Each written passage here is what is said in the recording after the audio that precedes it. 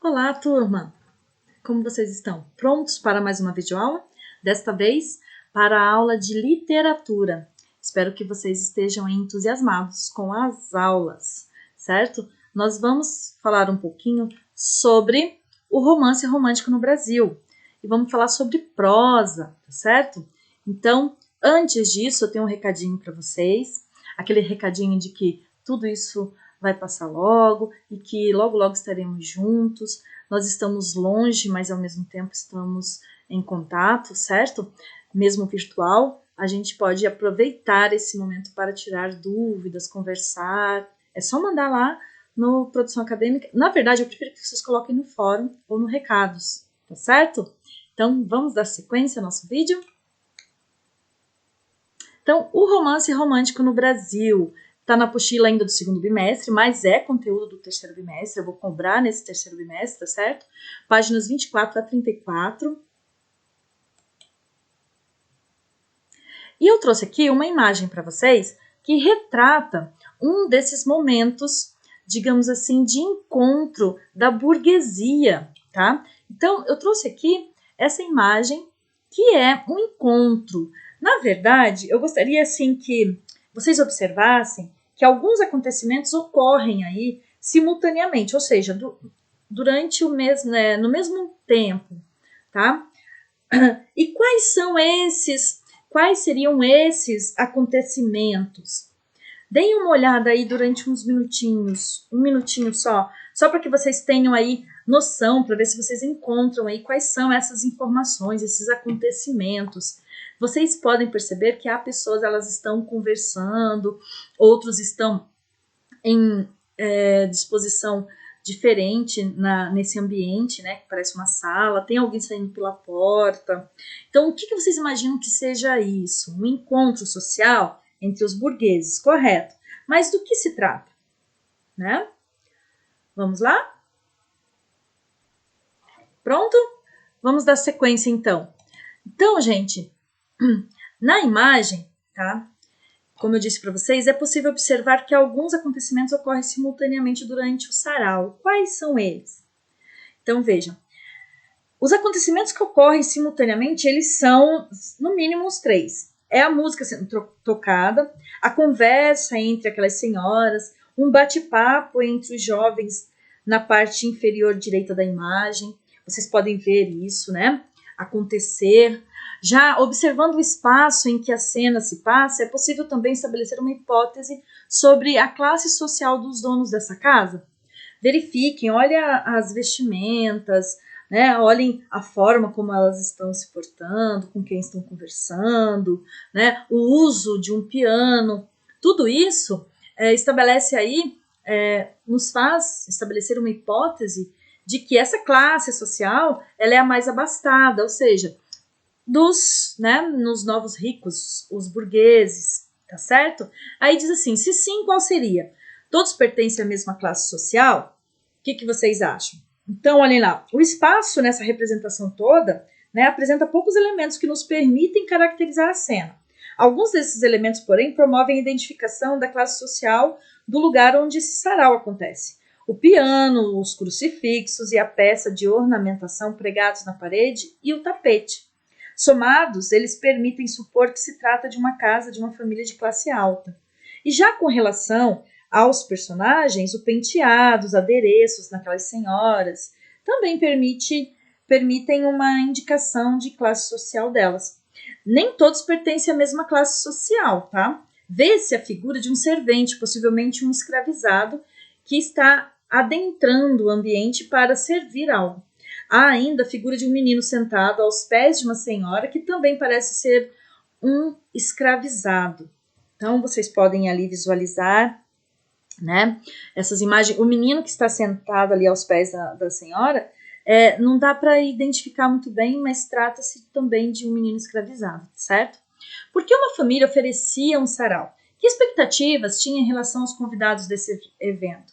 Lembramos, né, que aqui não era só um evento, digamos assim, social, sem nenhum interesse, digamos assim, comercial ou, digamos assim, de ligações, digamos, de de trabalho mesmo, de negócios, né? Então, como era um evento para a alta classe, a expectativa é sempre que ali estariam pessoas importantes e com algum poder, né, aquisitivo, e que poderia, no futuro, digamos assim, ser ali um contato para novas relações comerciais, relações de negócio, enfim.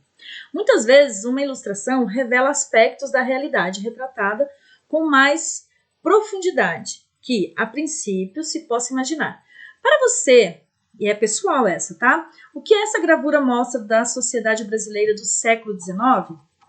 Então, ela é pessoal, tá? Mas, assim, gostaria que vocês destacassem alguma diferença, né, social entre a alta classe e os escravizados, que apontassem também se os sarais, no geral, eram espaços de encontro entre pessoas de mesmo poder aquisitivo. Então, assim, eu gostaria que vocês chegassem a essa conclusão, correto? Então, turma, só para falar um pouquinho para vocês aí, né? Essa gravura satírica, ela retrata uma festa no Rio de Janeiro. Ela retrata ainda uma audiência composta majoritariamente de pessoas que assistem ao desempenho de um cantor acompanhado a um piano por uma jovem. Na porta aparece um escravizado, provavelmente encarregado de servir os convidados, e apesar da evidente intenção caricatural do desenhista, ele deixa muito claro isso, né? Que trata-se mesmo de uma sátira, tá certo? Então, vamos dar sequência.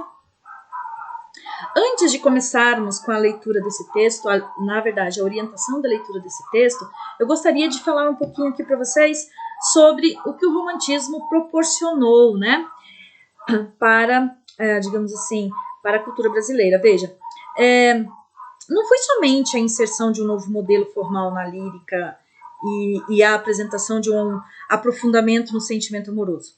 Ele também introduziu novos gêneros literários. A prosa é um modelo textual escrito em parágrafos, né, organizado de margem a margem e organizado em parágrafos, que narra os acontecimentos de um enredo, uma história, e carrega grande caráter descritivo. No século XIX, a classe social vigente era a burguesia, como a gente já havia visto quando nós falávamos sobre a poesia. Após a independência do Brasil, em 1822, os escritores românticos tomaram para si o compromisso de criar uma literatura com traços da cultura brasileira. E com isso, a inserção do romance, que é essa forma de escrita, né, que vai de margem a margem, organizada em parágrafos, tá? Ela passa a narrar os acontecimentos da vida cotidiana, do dia a dia das pessoas, substituindo assim a epopeia.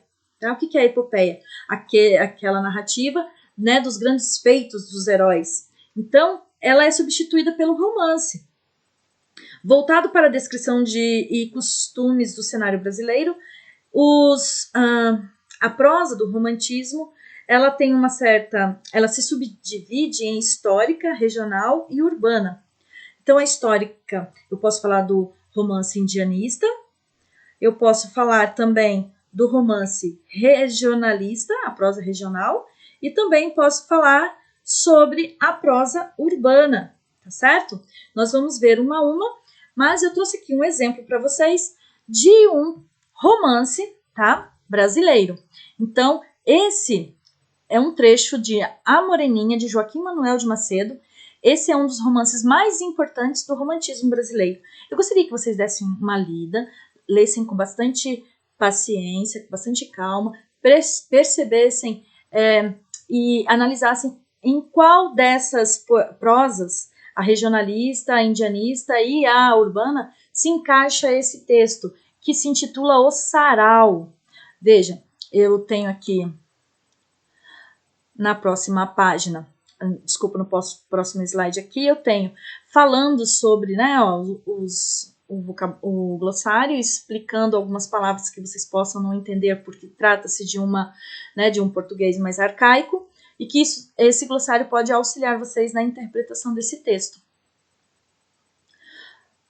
O texto é um pouquinho extenso, por isso que eu não vou ler ele juntamente com vocês. Quando nós formos corrigir as atividades, eu volto lendo esse texto. Então aqui vocês também veem que tem mais um glossário, porque há muitas palavras, né, do português arcaico. Então quem foi Joaquim Manuel de Macedo? Ele nasceu em Itaboraí, no Rio de Janeiro, em 1820, foi jornalista, professor de História e Geografia, escritor e médico. Seu romance mais importante foi A Moreninha, que foi publicado em 1844.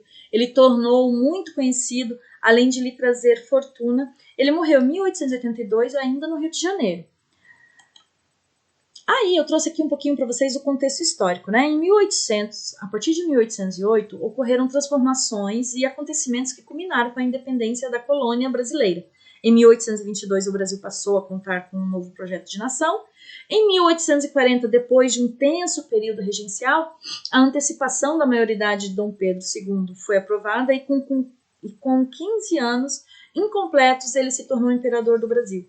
A expansão também, outro fato muito importante do contexto histórico brasileiro nesse período é a expansão da cultura cafeeira, especialmente no Vale do Paraíba. Por que isso é importante? É importante porque nos traz aí explica, fundamenta e embasa justamente a vida urbana, tá? Dos grandes centros, já que com essa expansão da cultura cafeeira, a vida urbana ela começou a ter uma efervescência, ela estava sendo alimentada por quem? Pelo dinheiro que vinha desse cultivo do café, dos grandes, né, dos coronéis do café, e pelas condições que proporcionaram o surgimento de novos segmentos sociais, como os comerciantes, os profissionais liberais, os artesãos.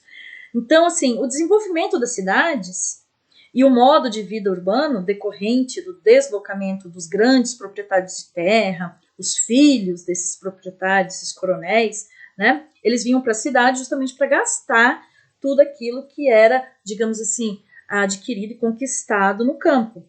Então, eles ofereceram aí um desenvolvimento. Aliás, esse contexto aí social, né, ele foi muito propício para o desenvolvimento de uma prosa que teve várias facetas, tá? Que facetas são essas? Aí entra justamente aquilo que eu havia falado para vocês, as formas, o romance romântico no Brasil. Então, o surgimento e a popularização do romance romântico no Brasil seguiram um caminho bastante semelhante ao da poesia, tá? De que forma? Porque a primeira, né, o romance indianista, veja, a prosa, ela vem também assim, olha, ressaltando, né, o indígena, através do romance indianista. Depois nós temos aí o romance regionalista, que também apresenta aí ao leitor urbano os confins do país, né? Os personagens dessas narrativas carregam as marcas e os costumes das crenças e dos modos de vida que são muito singulares de cada região em suas atitudes. Então, assim, era algo que, né, se diferenciava, veja, enaltecia também a nação, mas que se diferenciava, né, da indianista. Também ressaltava e trazia à tona a importância do bom, né, digamos assim, do bom selvagem, que era a boa, né, imagem do indígena. Nós temos também as novelas que também tinham um enredo mais enxuto que o romance, tá? Era um pouquinho mais curto, por isso mais atrativo. E o mesmo se pode dizer do conto, que começa a dar seus primeiros passos na literatura nacional. Nesse momento foram produzidas obras que exploravam um universo fantasioso, sem o compromisso, na verdade, sem o compromisso com a abordagem histórica ou geográfica, como os romances indianistas e os regionalistas, tá certo?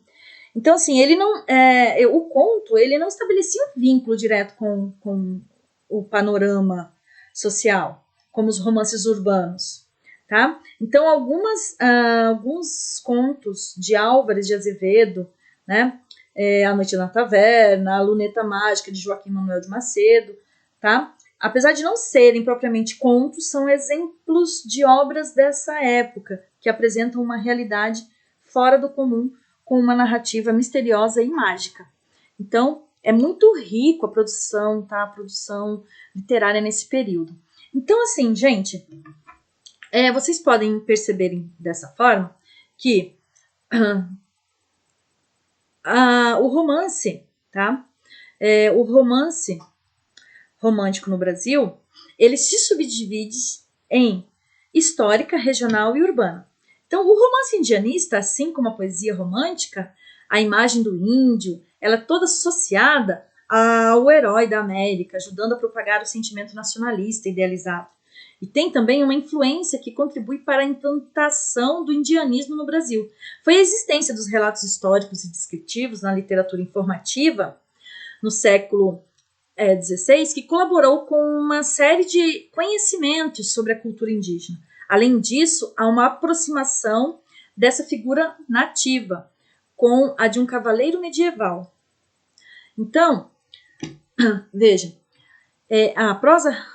a prosa indianista, ela traz todo esse viés, né, do índio sendo elevado à condição de herói para atuar como um personagem que representa o povo americano. Iracema de José de Alencar é uma das principais obras dessa prosa indianista.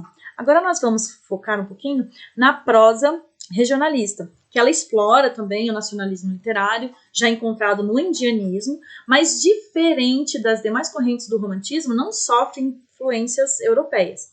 Ela é fruto da tomada de consciência dos valores específicos da cultura brasileira. Está ligado às particularidades de grupos sociais em suas diferentes regiões. Então, gente, o romance regional ele foi muito importante para incentivar a literatura que abordasse sobre as diversidades locais. A partir disso, houve uma valorização dos aspectos étnicos, uma valorização linguística, social e cultural sobre várias regiões do país. Como esse tipo de romance não tinha influência do contexto europeu, esse impulso de criar algo com valor mais brasileiro foi o precursor, ou seja, foi a partir daí, né, que vieram futuras escolas literárias.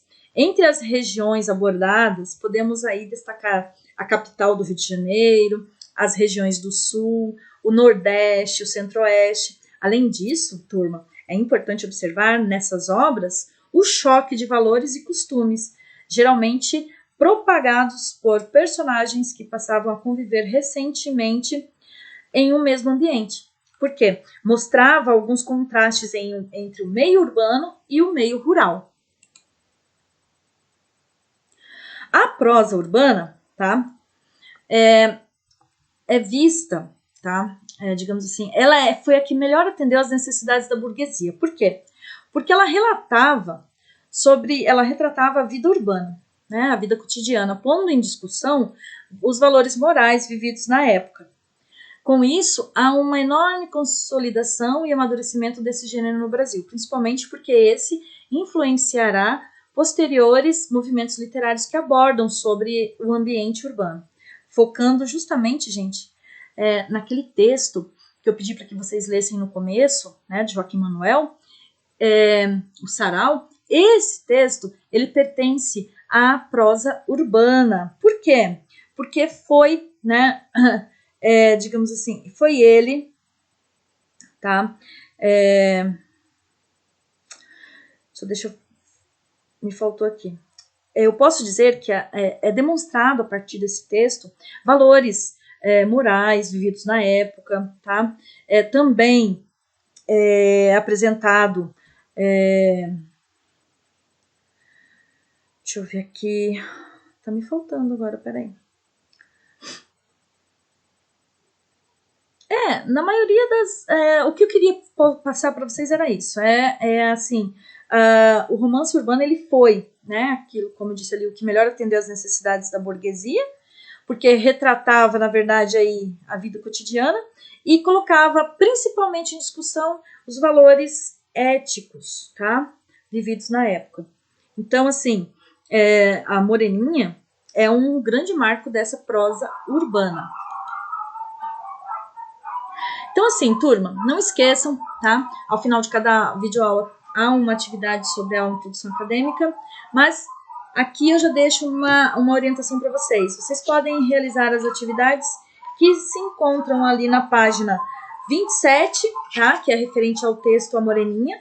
E também as atividades que estão a partir da página 31 e que vão até a 33, tá ok? Fica aqui o meu abraço. Eu desejo a todos um bom final de semana. Qualquer coisa, por favor, entrem em contato. Um beijo e até a próxima videoaula.